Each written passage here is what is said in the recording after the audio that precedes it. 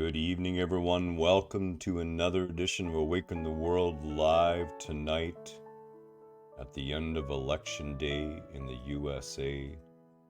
It is the 3rd of November in the year of, oh my God, 2020. 6:30 p.m. Pacific Standard Time.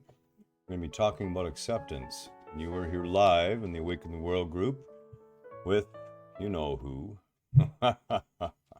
Nice to see you all this evening.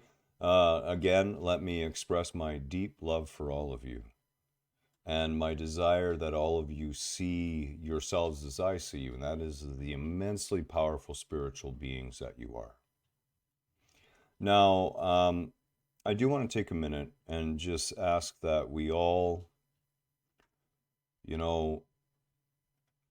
form a picture in our minds of all the people who are around the world and part of the United States, all the people in the United States, and allow yourself to outpour to them your love and compassion, a measure of your peace.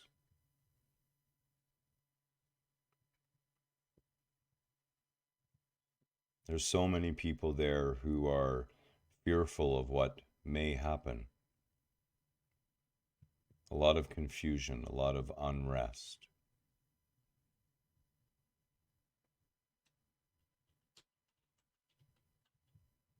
Just send them your love.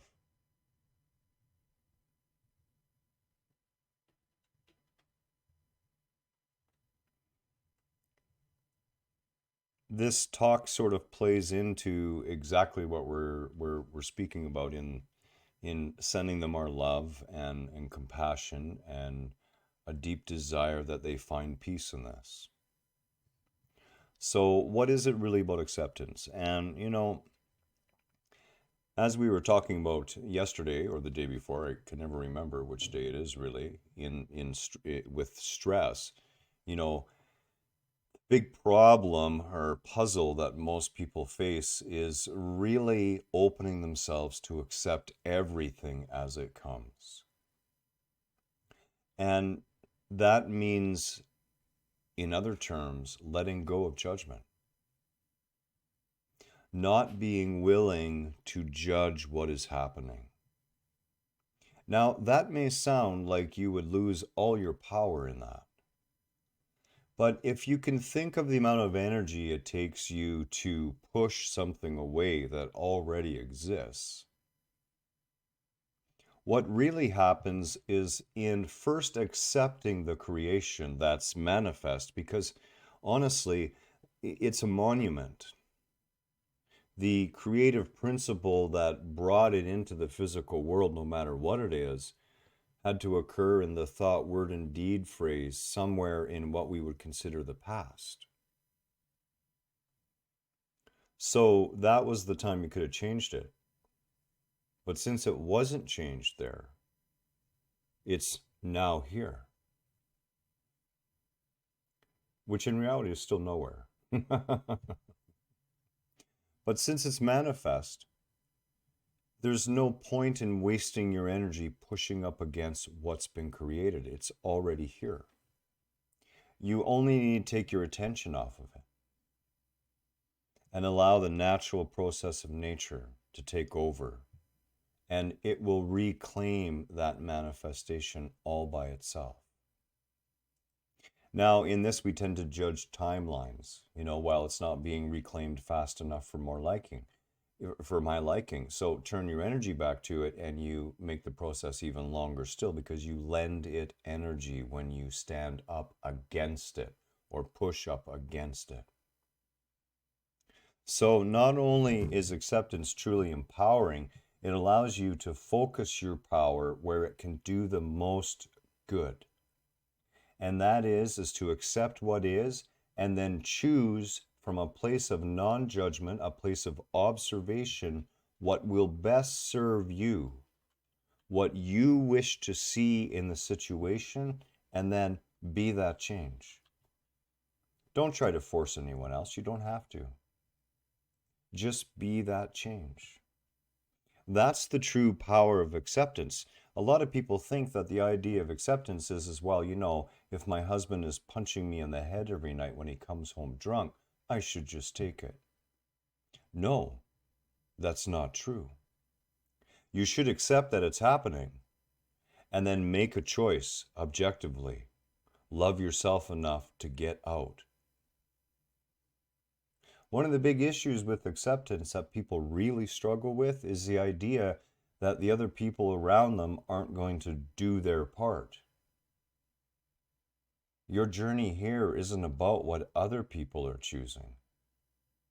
Your journey here is about what you are choosing.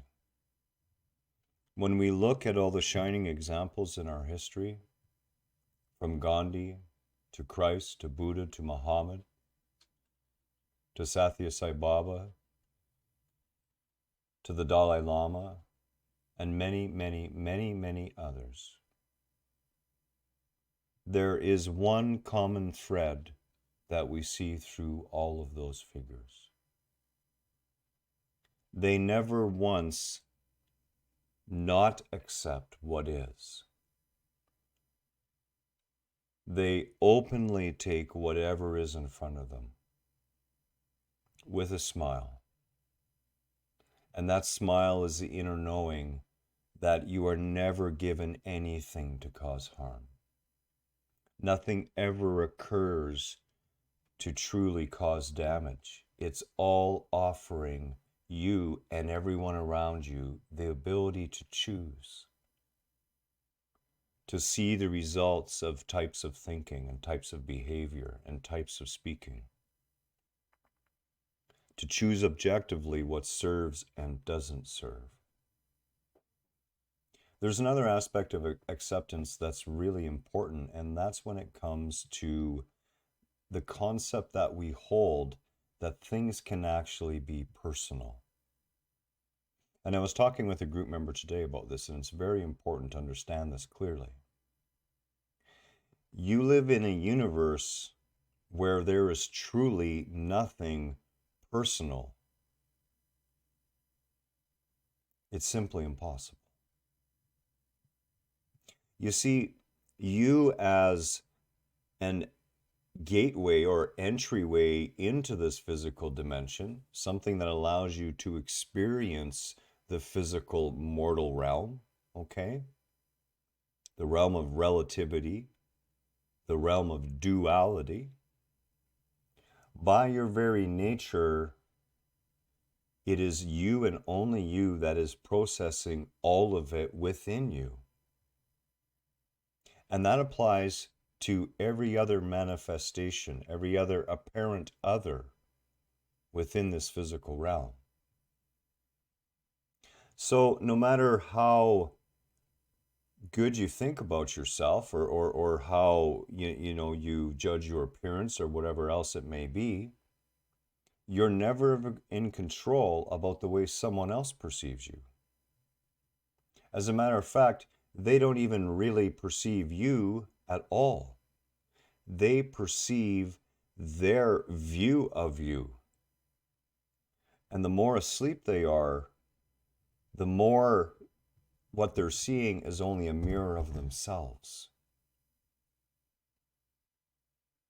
It takes a very awake and aware person to be able to see someone else clearly. When we look upon the other, we are indeed seeing a mirror unto ourselves.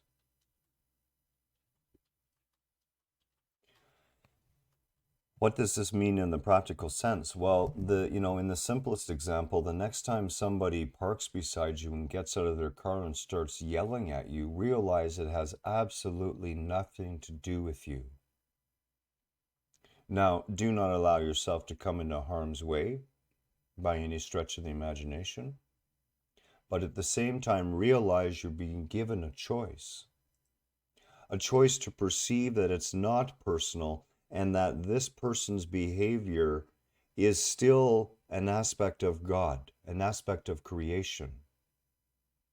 And their behavior is being motivated not by you, but by what's happening with them. And you are offered that moment where you can, at a minimum, simply walk away and not take on any of that negative energy that they were putting out. Or perhaps in the best situation, respond from a place of stillness and say, hey, it appears to me that you're really suffering with something. Can I help you? Do you want to talk? That can disarm someone instantly. It can also open a door to you helping someone heal. Acceptance of wherever you are right now in this moment, no matter how bad it may look, no matter how lost you may feel, no matter how hopeless the situation, is paramount in truly being able to direct yourself forward. Life is never out to get you. And when it comes to our brothers and sisters in the States, it is important that you accept whatever happens over the coming weeks. That does not mean you cannot do anything about it. But please, I beg of you, don't stand against anything. Stand for that which you hold dear. Stand for the best in people. Stand for truth as you know it. Stand for compassion, for love, for caring. Stand for peace. Stand for those things that will lift us all up when across the planet so many are in dire need. I accept what is from the point of view of seeing the perfection in it all. And I would invite you to start looking in the world with those same eyes. Eyes that see the perfection in everything, the love behind everything, and the deep knowing that no one is ever lost, no one is ever truly harmed, and together we are already standing on that other shore, already there on the shores of enlightenment. This is but a play that we partake in, and that play can be so real. And I know, when my back really starts to howl at me, believe me, it feels very real. But at the same time, there's a deeper knowing. I can still smile, I can still laugh. Why? Because I accept what is, and that means even those things that we would judge as bad. Acceptance and gratitude go hand in hand.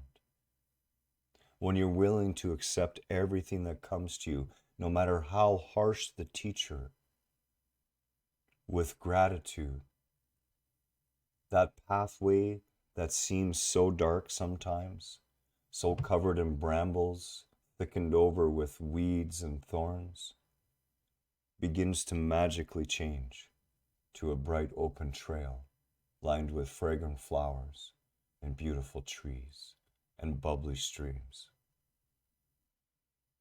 Pray for peace tonight. Pray that the U.S. come to a peaceful conclusion to this very interesting time. Namaste, much love to you.